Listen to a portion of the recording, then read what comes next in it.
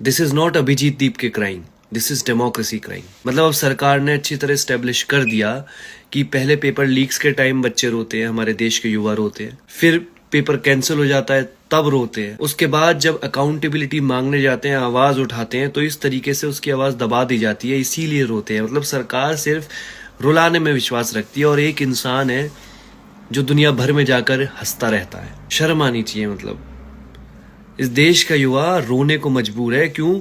क्योंकि बेसिक चीज, एक बेसिक अकाउंटेबिलिटी नहीं मांग पा रहा है, और जब मांगने जाता है तो जबरदस्ती वहां से हटा दिया जाता है। एक एजुकेशनिस्ट को, एक साइंटिस्ट को